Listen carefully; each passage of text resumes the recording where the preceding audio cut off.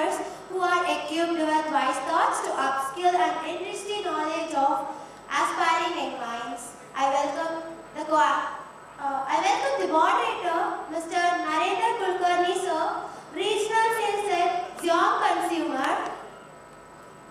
And the speakers are Mr. Mathankumar, sir, Growth Marketer, Right Hand Cyber Security, Mr. Sudarshan, sir, Associate Vice President, Swiss Re, Mr. Pradeep Kumar, sir, Digital and Analytics, Supply Chain and Logistics, HCL Technologies. Welcome, sir.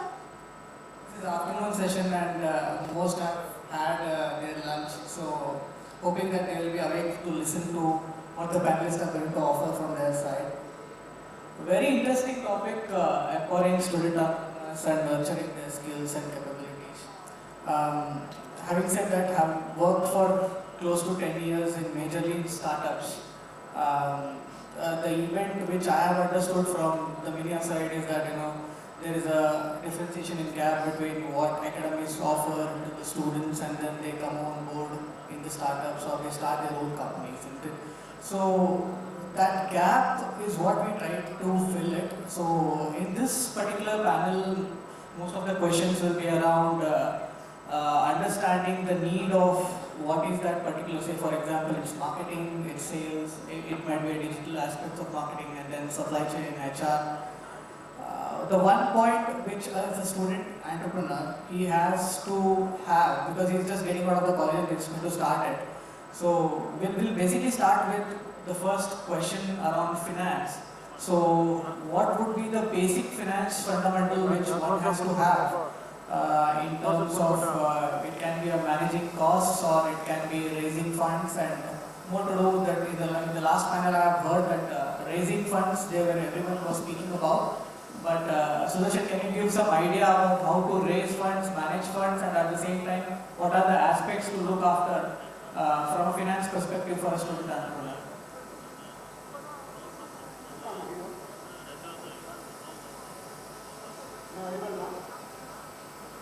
No, right?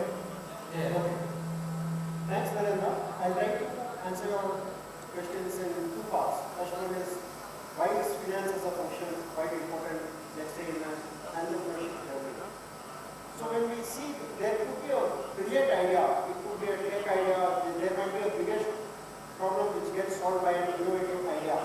But to take that idea into reality, there has to be a comprehensive financial plan. So it's not sometimes assume that it's not everyone's cup of tea.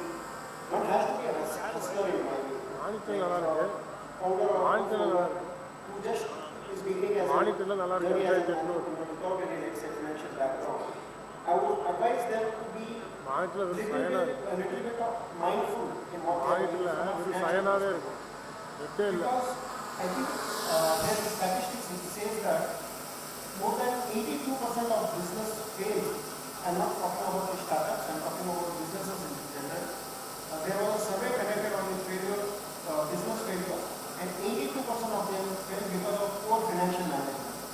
Because they did not know how to manage the costs, they did not know how to kind of generate funds or raise funds at a required content, they did not have the proper budgeting.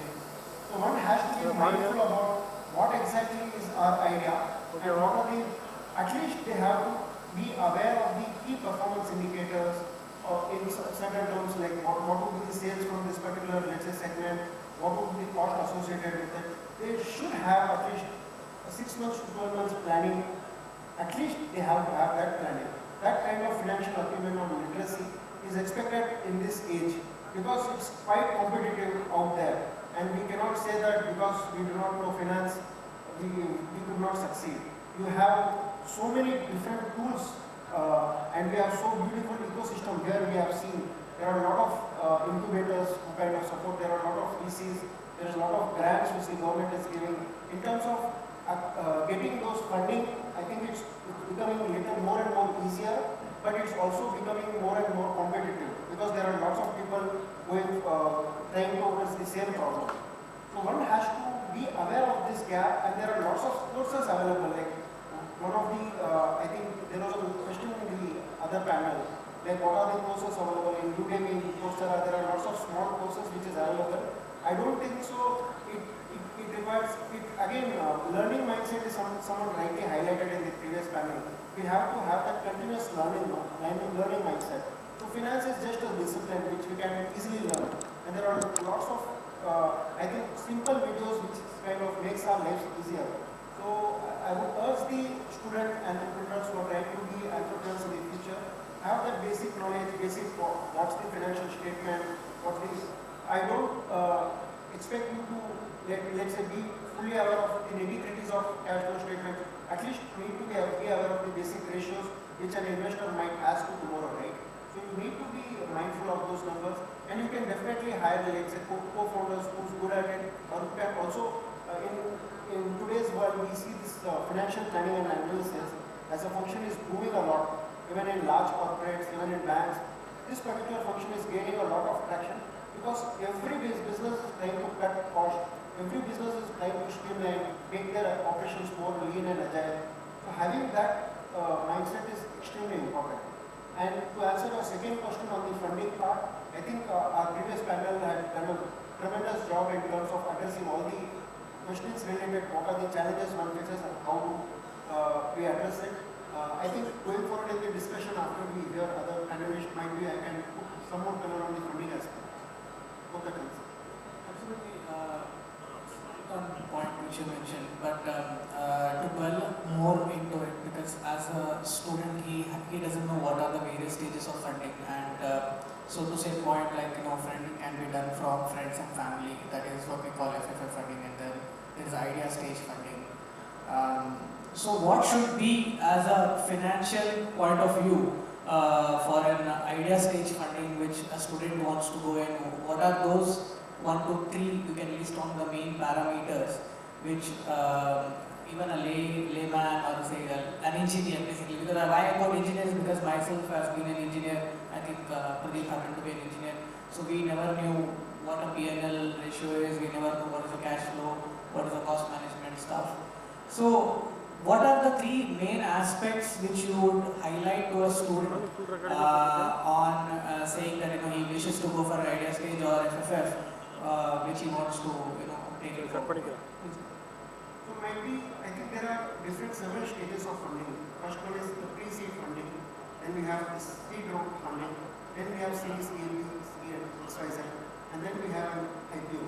That's the typical funding journey of our startup, right? So pre-seed funding is an ideation stage where one has an idea and one needs to explore it. And that's the stage where initially accessing funding, let's say from an external perspective, becomes a little bit difficult because it's still unproven. And if the idea is brilliant, and there would be, let's say they have, now as I mentioned earlier, there are lots of incubators, there are lots of government grants which is being provided.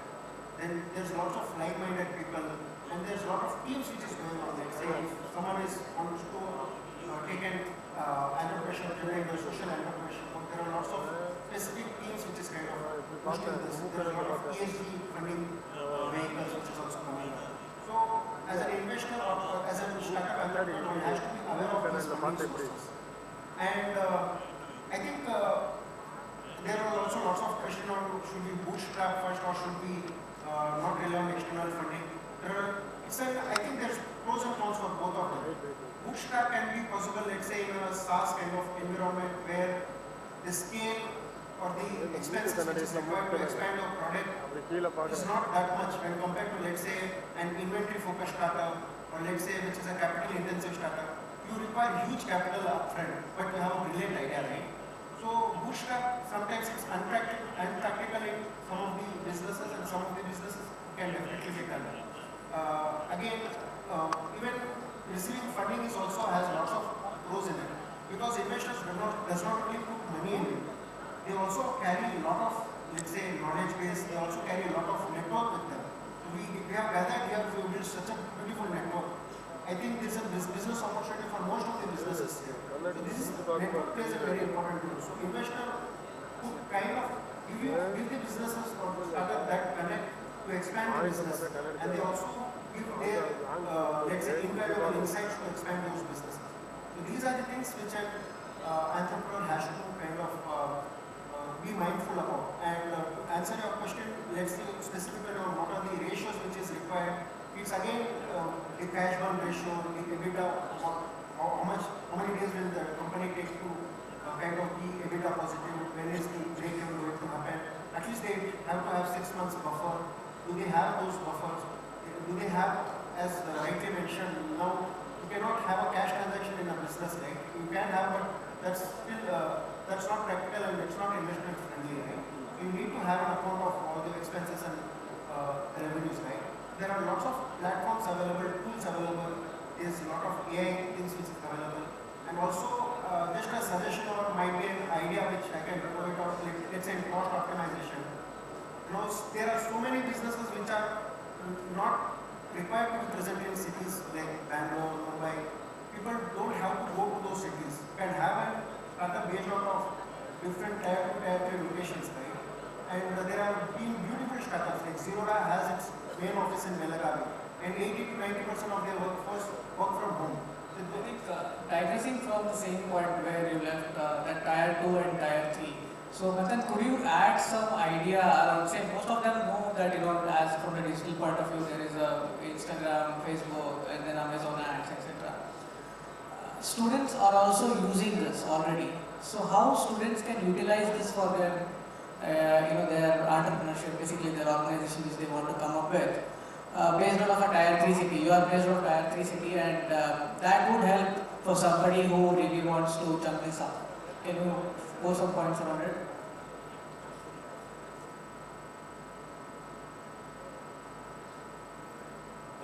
Yeah.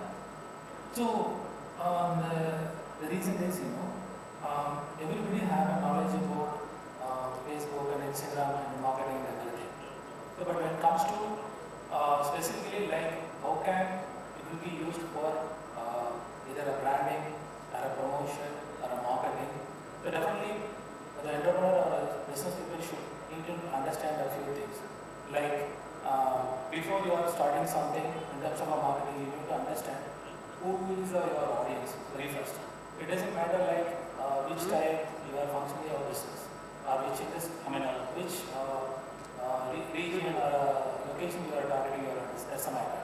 So first of all, you need to understand like who are your target audience. That's a matter. So you don't need to worry about the tier 2 and 3. But yeah, there is some dependencies there. But when it comes to like tier 3 areas, so you need to think about like either people have an ability to follow you on a certain platform more than a Facebook or Instagram.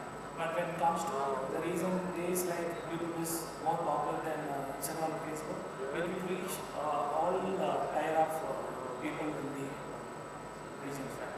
So that's the main thing.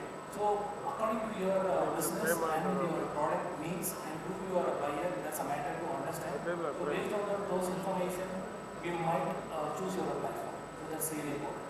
Yeah. So just to come back to the fundamentals, say for example, if I'm a student based out of Europe who's studying at KSR and I wish to start an organization in the space of digital, or it can be any space, but accompanied by digital technology. So what is that fundamentally I have to learn to utilize the available resources and get going for the initiative? What do you suggest for a student to learn from a digital point of view? So yeah, that's the right question. So when it comes to the digital marketing, there are two main things are there. One is an organic and another one is a paid marketing. So first you need to understand if you have even if you have a desired funding to put it on a marketing, you don't need to blindly start your paid marketing stuff. So before that, you need to do some fundamental activity in your website. We call it an SEO, search engine optimization. That's very important for any online business. Either you are doing a paid marketing or not, doesn't matter. But you need to create a structure to your website and what people want to know from your website. So your website is more important. If, for example, if you are either you are giving any services or you are selling your product online, so whatever it is, you should need to maintain your website in a very clear way. So that's a main one-on-one connecting point between you and the customer, right? So your website needs to tell everything about who you are and what you are doing and what you are selling, how it will be help them for solving their pain points. Like that's a matter. So fundamentally, I would recommend people should know about this search engine optimization SEO steps. So now you can able to go to Google and you can search. Even Google also offering you many courses, free courses. Even YouTube is offering free courses. If you are definitely people are from a tech industry, so there are a lot of plugins are also there. Like a WordPress website is WordPress themes are there. You can choose a basic themes without spending any lot of money. With us, from basic money, you can able to build a website. You can able to do some minimal optimizations. According to you, you also mean to say that a student before he starts to start up an organization or a small firm, he should do some freelancing around the digital tools so that he gets a handhold of this and then he utilizes the similar stuff. That can be one of the points. Very well put exposed. Then I just want to move towards the supply chain aspects with Pradeep. Pradeep, you have a fair amount of understanding in supply chain. You have worked with companies like Flipkart. So again, the questions will be around the fundamental aspects of supply chain, but let's put it across to the people around Erode, or it can be a Coimbatore or something like that, a very smaller city. If some student wants to put up his firm, what would be the aspects of supply chain which he should look at if it is, say, a food industry? I'm just giving this sort of example because most of the panelists were talking about the IT side of points earlier, and I felt there is a need to speak about the non-IT sector also, which itself has a boom in place where they already stay. Say for example, Erode, I see a panelist was talking about there are multiple bakeries around Erode, right? So how one has to work around setting up a bakery factory, and what can be the supply chain around it, and the fundamentals of supply chain which a student entrepreneur can look at. So actually, good evening everyone, and thank you so much for this wonderful opportunity. So to start with, I thought the supply chain across the various industries, it varies. See, the concepts may be same with respect to maybe the supply chain one, but on an industry perspective, if you take like manufacturing, you have a different flow, and retail, you have a different flow. The concept will be same. So to put across, I'll generalize first thing about what is the supply chain, the various steps involved in the supply chain things, and later on I think I can able to put some thoughts on the fruits and vegetables or something like that.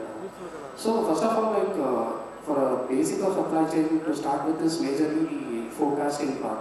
So whenever a product you are going to start with, you need to forecast that one based upon the sales data what you have. For example, if you take when I was in Xiaomi, one particular model I can say like Redmi 6A. So that actually been planning to launch across the northern part of India, where actually people are desirable to use these phones because they have minimal software features and everything. So that completely the Redmi 6A model will be based on, we actually forecasted the demand for that based on the Redmi 5A model, which is actually in the market for almost around 6 to 7 months. So we took those historical data, we created some forecasting tools and all, like time series model. I don't want to go into that. So there are some various models involved, like time series model and sinusoidal models, and many more things are there. So like those models we take into consideration, and a weighted average, moving average, and many more. So those things we take into consideration, and we actually design the forecast based on the sales data what we have. So first we concentrated on the demand part, then we need to take it forward to the supply part. So supply part, if I want to talk about so against the forecasting what we had in the with respect to the particular product, right? What are the manufacturing capabilities we have? What are the production capabilities we have? So against this particular number, let's take a number as 100. So with respect to the manufacturing capacity and production capacity what we have, whether we can able to match that 100 numbers, or we can able to put only 70, what we are going to do for the remaining 30, whether we are going to do a third-party manufacturing or something like that. So we need to have some strategies in place to take it forward. So against the demand, there are a lot of supply factors to be taken into account. So next is, once you finalize on the supply part, let's take you are actually planning to supply only around 70. So that 70 phones what you're talking about, right? So that you need to bifurcate it to the next level. The step 3 will be like bifurcation of these phones into various raw materials. So what are the raw materials required to manufacture the phones? Who are the suppliers you are going to procure from? and for a particular product, how many suppliers are going to have, and what is the cost involved with respect to each manufacturing materials, and which is having a higher cost level. So we need to categorize that into 3 levels, 3 or 4 levels. So it might be level A, level B, level C. It is not as an A class, B class, and C class categories, ABC class items. It's a concept in supply chain. So we need to categorize those things, and based on that, we need to have a strategy on what are the suppliers we have to go on. Then we need to request for the quotation from them. Then we need to request for a final pricing. Then we need to finalize the suppliers. Then we need to place an order. So this everything will be part of the procurement part. So we started with the forecasting, then with the supply, then with the procurement. The third thing, the fourth thing which will be after this is like we got the product, so we need to store it in our inventory. So every company will have, obviously they should have some warehouses in place to stock the products, right? So, and every product has some shelf life being attached to it. So fruits and vegetables will have a one or 2 days of shelf life, whereas if you take some products like electronic manufacturing raw materials and all, they may have around 5 to 6 months of shelf life for the particular product. So they do some testing in order to just check the, to extend the shelf life of these products also. The fourth step is nothing but the inventory part. So while taking up the inventory, we should take the consideration like what is the shelf life and what are the days of inventory you can hold for this particular product, and what is the space you are allocating for this particular product across the warehouses, and also that is majorly going into the inventory planning and the inventory management part. And there are also one concept, I think, basically, I think the students also will be knowing about it, is nothing but the just-in-time concept. So everybody, I think, basically, nowadays people are knowing that. So when I just talk to some person in a random manner, he knows, okay, I know something about just-in-time, and also that has been a familiar concept just launched by Toyota earlier. So just-in-time, mainly if you consider that, right, so for manufacturing, right, we should have a strategy in such a way that what are the products where we have a huge demand for this particular raw materials, where your logistics also be involved on a higher side. We need to store these items in a warehouse nearby, warehouses, and the cost will be borne by the supplier side. It is nothing but, for example, I give 2 examples. One is to the car manufacturing, right? Airbags. So one of the examples is airbags. So once you do all the assemblies and sub-assemblies and all these stuff, once these things happen, right? So then the airbags will be directly brought to the supplier to the manufacturing unit. So you don't want to hold the inventory inside the warehouse. So there is no holding cost attached to it. So there is no spacing involved for these particular items. So that will help us to optimize the space for the rest of the materials and those things, yeah. So that is one thing I want to talk about it. And as I told, the second just-in-time what I can talk about is a simple example is McDonald's or Burger King, those things. So they have all the raw materials. Just to make it really short at this point of time for people to understand, the students to understand. So you are mentioning that demand planning as an aspect which one has to do, and followed by the supply planning, and then the inventory logics, and then the fourth one is the warehousing, and the fifth one the logistics. So I presume that the students who are here, basically as the panel, as the topic itself indicates, this is for getting the students to empower to do something and around their skills. So I try to touch upon all these aspects along with the panel here. But one major aspect which we missed is probably the market research of what exactly we want to do, whether it's really fitting the aspects of market where sale will happen for your product. That is something which we need to look at. That's the first core of aspect. This first core thing which one has to look at, and then followed by the basic thing is that as an entrepreneur, basically a student entrepreneur, it's very nascent stage for us. So we need to have a culturally empathetic organization setup, so that leads us to the next level of growth, is what I feel. So I would like to just summarize this, basically saying that finance is something which is a core function.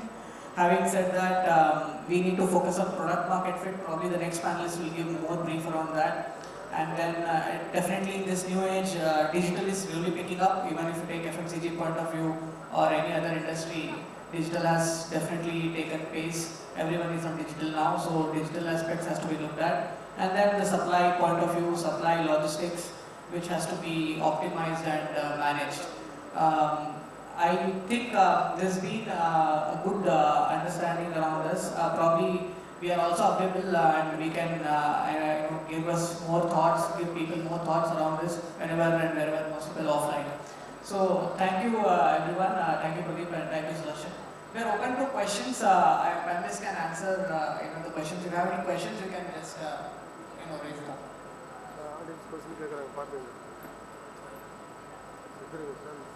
Hope people are not having a nap after this heavy lunch. If you have any questions, we are happy to take the questions.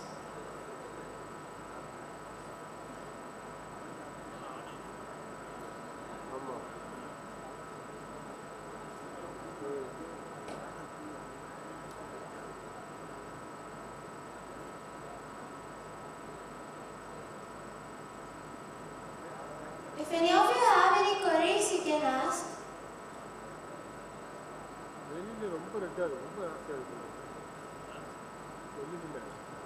Alright, then I think there's a question. Okay.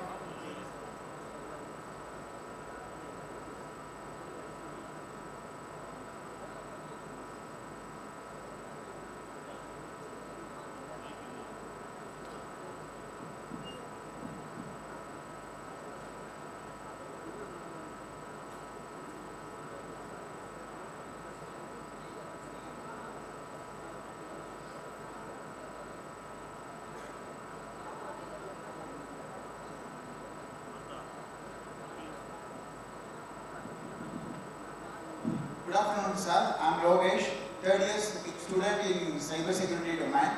I have a question to ask entrepreneurs and CEOs like you. As a passionate entrepreneur, while I'm watching a movie called Sudarshan, I hope you all of us watching this movie. In the middle of the movie, he was cheated by his own VC. Even though he is not telling his or pitching his ideas to someone else or a layman, he is pitching his idea in his own VC. But in the middle of the movie, he was cheated by his own VC and put him on a 40 lakhs debt. As an upcoming entrepreneur, I can't even imagine a situation like this in my journey. So as a studentpreneur, how I can prevent this situation from in my journey? So I can easily escape from this, and if you have faced this kind of situation, how you overcome this, and we have any options to secure our idea like movie strips.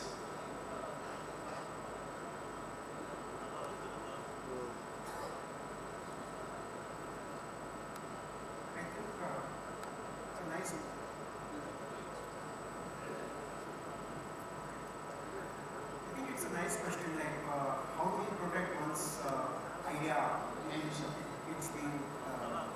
So I think in that movie we see that the VC was again backed by some other competitor, right? So a bigger player liking that VC and that VC kind of invest. So it's always in earlier panel, one of them rightly said that you also have to choose whom you are taking funding. Like one of the panelists said, you have to see who's the lender, because a bad lender can screw on a personal level and a bad lender for business can screw a company, like it happened in that movie. So one has to be, by choosing let's say funding, we have to also do a due diligence from a business perspective. Like, is the funding in a right spirit?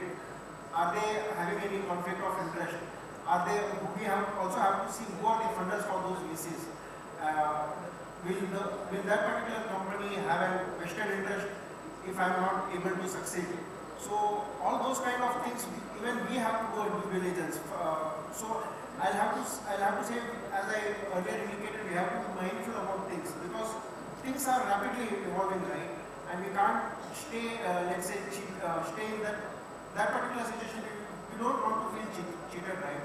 So we have to be smart enough to identify where we are securing funding as well. So that's also an important element when we, let's say, choose our investors. So basically what he tries to tell is that it's not that we are always bound that we go to investors and we are waiting for investors to get money.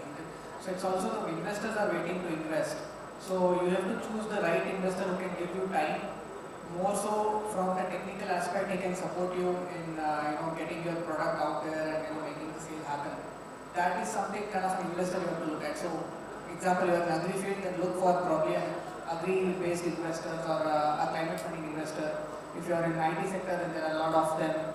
So that way you have to digress the investing ecosystem also when you are actually going for investments. But I would say first you test your own product by investing through friends and family. That is the first more core thing which you can do, rather than going to any investor for that matter. Then there is an idea stage investing which we already coined. So idea stage investing is something which many investors do. But having said that, again you have to focus on which investors you want to go with rather than any investor who is ready to invest in. That's something which you need to do. Thank you, sir. Another one thing I also do. Instead of doing this, getting money and getting funding, we can do the service-based startups. What do you think about the service-based startup? Like someone learned demanding skill, marketing skill, and he's working as a freelancer and outsourcing his own skill and starting a marketing agency. His own depends on his clients. Through he's starting and approaching the entrepreneurship in this kind of way instead of that. How do you like these kind of ways? Definitely, as I was speaking with Manthan earlier, so we mentioned that there is an opportunity even in Europe, for example, that there are a lot of students who want to learn or wish to learn the fundamental and also application-based digital marketing, isn't it? So that is something which Manthan himself can also run his organization here. So, and it can be sustainable. So you have to basically choose a particular service industry. It can be anything. It can be salon, it can be restaurant, it can be digital marketing, any aspect. But try to choose a particular area which can help you sustainably grow the business, and at the same time it is a need of the hour in that particular area. That's something which you have to look at. That is really important. Thank you, sir. Thank you for your answers. All right. Thank you, everyone. I think it's a great session. Thanks a lot. Thank you. Thank you also for enlightening the young minds with your resourceful insight. We would like to extend our heartfelt thanks and honor you all with the memento for this. I would like to call upon Mr. Balasubramanian James sir, Mr. Thiruvengadam sir, KSR Rangasamy College of Technology, Mr. Navanitha Krishnan, Tech Park Director, to do the honors.